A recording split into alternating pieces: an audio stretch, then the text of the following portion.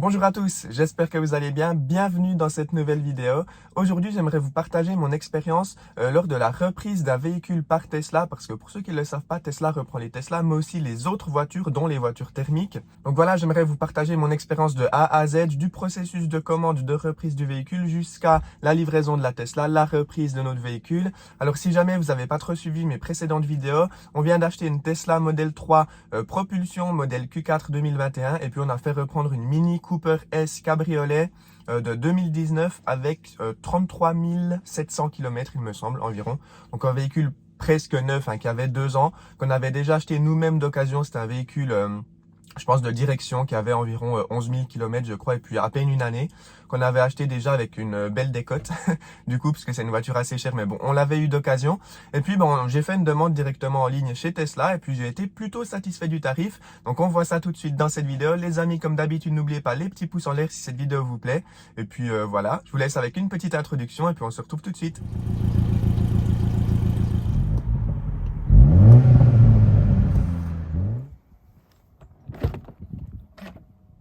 Donc, je vais vous parler du processus de reprise d'un véhicule par Tesla de A à Z, sans oublier trop de détails, enfin je l'espère. Donc, petite précision, moi j'étais un assez grand fan de Mini, je suivais beaucoup le marché de l'occasion des Mini. D'ailleurs, c'est moi qui avais trouvé cette Mini cabriolet en juin ou mai-juin 2020. Donc, je savais à peu près combien elle valait encore, parce que j'avais toujours les notifications d'actifs. Je regardais toujours les nouvelles Mini qui entraient sur le marché d'occasion sur Autoscout24. Donc, je savais à peu près combien elle valait. Puis, je me disais, bon, bah, par curiosité, moi qui aime bien Tesla, je trouvais qu'une Tesla, ça correspondait presque mieux à mes besoins, vu que les besoins dans la famille ont changé. Et puis on a des panneaux solaires, donc je me suis dit, une Tesla, ça pourrait faire l'affaire. J'ai décidé de faire une demande de reprise sur le site de Tesla, juste par curiosité en fait. Et puis en fait, c'est vraiment super simple de demander une offre en ligne chez Tesla. On va sur le site, tout en haut à droite, on a les petits onglets qui défilent. On clique sur reprise, et puis on doit mettre deux numéros. On doit mettre le numéro VIN, donc le VIN de la voiture, donc le numéro de châssis. Et puis on doit mettre un deuxième numéro, c'est la réception par type. En tout cas en Suisse, peut-être en France c'est un peu différent, je sais pas.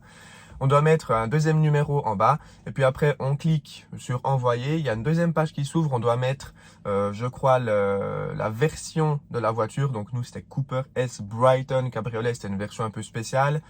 Il faut mettre...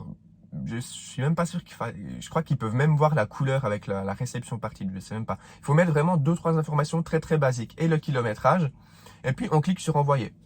Voilà. Tesla dit que ça peut durer jusqu'à 7 jours ouvrables pour recevoir une estimation de l'offre de reprise. Et puis nous, un jour après, je crois 25 heures, 26 heures après, on a reçu un mail avec une proposition, une estimation de l'offre de reprise. Donc c'est pas l'offre finale, mais c'est une estimation. Et du coup, j'ouvre ce mail, je vois l'estimation de reprise de cette Mini, et puis franchement, j'ai été étonné en bien. Je trouvais que c'était une bonne offre. Correct. Alors c'était pas une excellente offre, mais c'était correct par rapport au prix du marché. Pour dire que c'était une cabriolet, j'ai demandé ça en début octobre 2021. Donc en octobre, ça devient difficile de vendre une cabriolet, surtout qu'on peut plus. Ben voilà, l'hiver c'est pas vraiment adapté pour les cabriolets avec une capote en toile. Donc là, je trouvais, pour dire la saison, je trouvais que c'était une bonne offre, surtout que c'était une offre de reprise. C'était pas moi qui la vendais. Si je l'avais vendue moi-même sur Autoscout24, j'avais déjà vendu une précédente Mini qu'on avait avant, une petite Mini Cooper. Très honnêtement, je leur ai affiché le même prix que Tesla m'avait proposé, ou bien peut-être 1000 ou 2000 francs de plus, avec négociation après possible. Donc, déjà là, j'ai été étonné, puis je me disais, attention, c'est une estimation, c'est peut-être pas l'offre finale, etc. Donc, j'attends. Et puis après, il faut savoir qu'on a 7 jours pour passer commande après avoir reçu l'estimation de l'offre de reprise. Donc, faut savoir ça, faut être prêt à commander quand on fait une demande d'offre si jamais on a une proposition qui nous convient. Puis après, pour valider l'offre de reprise finale, il faut passer commande d'une Tesla. Donc, nous, on a passé commande le 7 octobre 2021. Et puis après, une fois qu'on a passé commande, on doit mettre des informations supplémentaires sur la voiture qu'on désire faire reprendre par Tesla. Donc, il fallait publier, je crois, 6 photos. Une photo de l'avant, arrière, côté gauche, côté droit, le compteur kilométrique et puis les sièges avant. Donc voilà, c'est assez facile. Il faut uploader aussi une copie de la carte grise du véhicule. Et puis, 2-3 jours après, dans notre cas, on a reçu directement l'offre finale dans le compte Tesla. Donc, on a le prix le prix net du véhicule, on a les 100 francs d'acompte qu'on a déjà payé qui sont déduits, puis après on a la reprise de notre ancien véhicule qui est aussi déduit, et puis après on a le montant final à payer, donc ça vient déduit automatiquement de la facture finale, ça c'est un bon point. Après aussi, petite précision au niveau de l'offre de reprise, nous on est allé à Bâle discuter avec le Tesla Advisor parce que ma maman n'avait pas encore conduit de Tesla, donc je voulais quand même être sûr que ça lui plaise, donc on est allé à Bâle pour faire un petit test drive. D'ailleurs on a conduit une Model 3 Performance, c'était cool, c'était bien. Bref, j'ai essayé de discuter un petit peu avec le Tesla Advisor pour voir si c'était possible de négocier encore un petit peu la reprise. Je me suis dit bon bah tant qu'à faire, hein, on peut essayer de négocier, comme ça se fait dans la plupart des cas, on essaye de discuter un petit peu avec les vendeurs de voitures. Là il avait l'air pas vraiment ouvert à la discussion, parce qu'en fait c'est pas lui qui s'occupe des reprises. En Suisse, il n'y a qu'une seule personne qui s'occupe des reprises, et c'est une personne qui est en contact direct avec le siège à Amsterdam, je crois, d'après ce que j'ai compris. Je me demande même s'il est pas déconnecté, s'il est pas à Amsterdam et puis qu'il est pas en Suisse, en fait. Je crois, d'après ce que j'ai compris, c'est un truc très centralisé, donc il y a qu'une seule personne qui s'occupe de ça. Et puis d'après ce qu'on m'a dit, l'offre qu'on a dans notre compte Tesla, c'est une offre fixe, on peut pas négocier, on peut pas avoir directement contact avec le gars qui s'occupe des reprises. Il se base ses reprises sur Eurotax. Il m'a expliqué que nous, la reprise était un petit peu plus élevée qu'Eurotax. Pour vous donner un ordre d'idée, si jamais vous avez une voiture à faire reprendre, si vous avez Eurotax chez vous, je sais pas comment ça se passe. C'était un tout petit peu plus élevé qu'Eurotax. Après, moi, je trouve honnêtement, le prix était très bon, parce que quand je voyais déjà cabriolet en hiver, c'est très difficilement vendable. C'est mieux de vendre ça à partir de avril, mai, juin.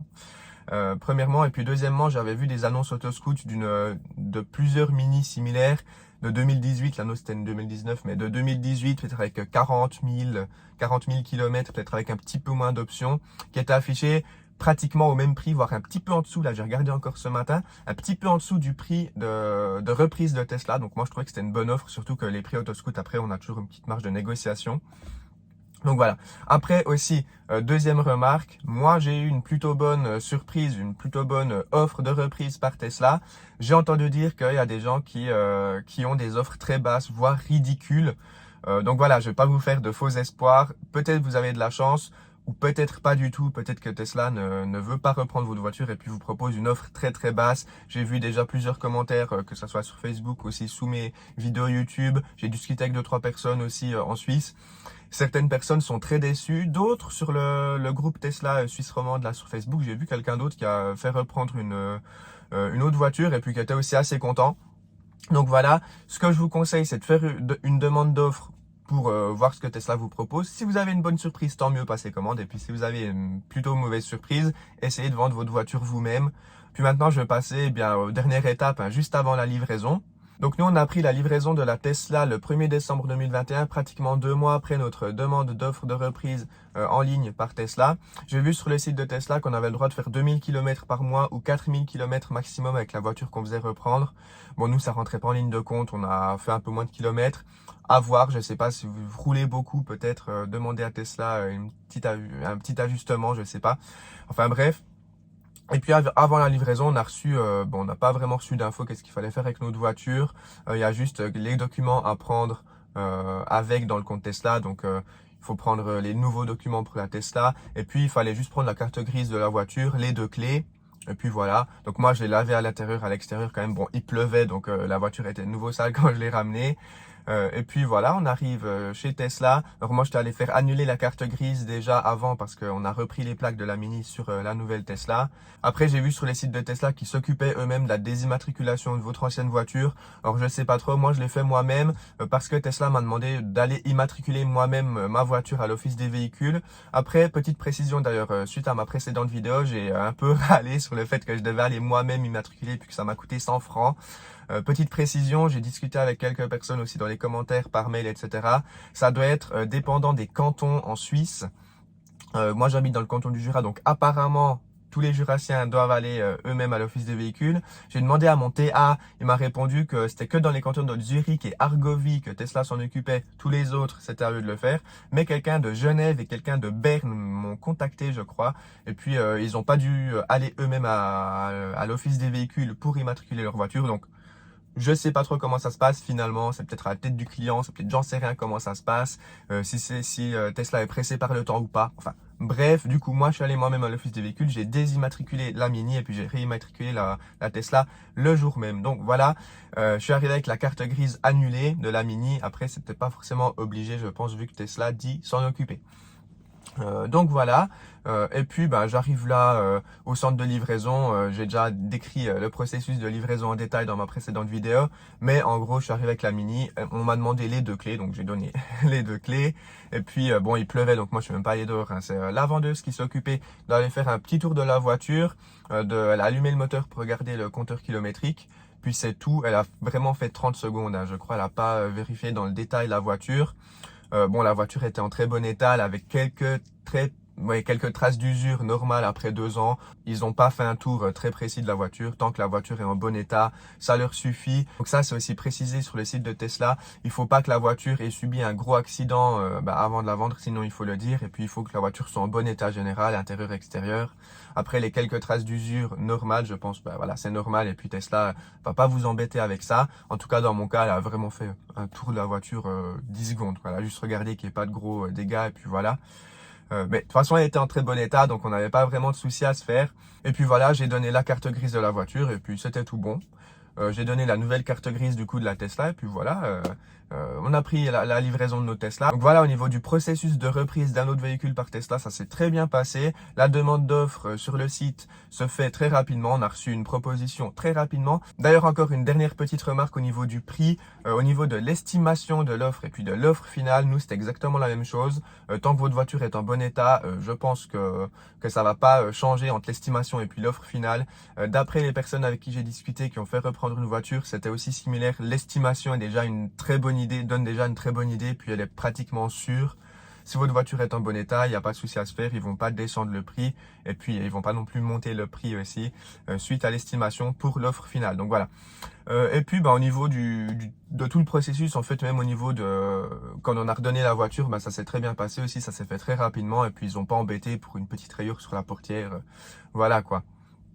Pour dire que c'est une voiture presque neuve, qui avait 2 ans. Ils ont pas chipoté non plus, ils ont pas regardé tout dans le détail, etc.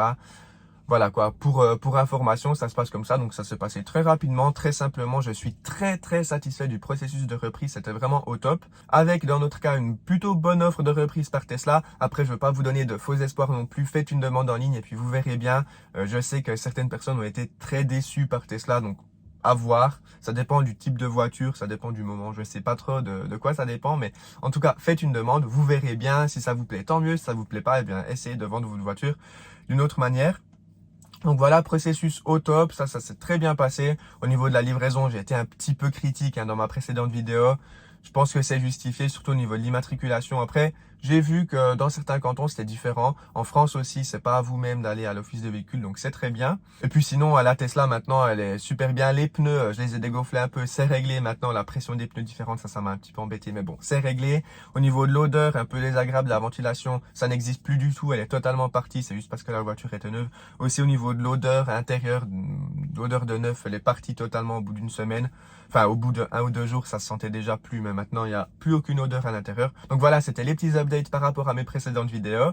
Je crois que j'ai rien oublié au niveau de la reprise de véhicule. J'espère que cette vidéo vous a plu, les amis. Comme d'habitude, n'hésitez pas à lâcher les petits pouces en l'air, ça m'aide beaucoup. Ça m'aide aussi pour le référencement, donc c'est super sympa si vous pouvez juste mettre un petit pouce si jamais cette vidéo vous plaît. Puis pensez aussi à vous abonner si jamais c'est pas encore fait pour ne pas rater mes prochaines vidéos. Je vais sortir encore 2-3 vidéos en Tesla et puis après, je ferai un mix entre Tesla et puis les autres voitures électriques. Là, j'ai une Honda i en test pour l'instant. Je vais faire 2-3 vidéos en Honda i.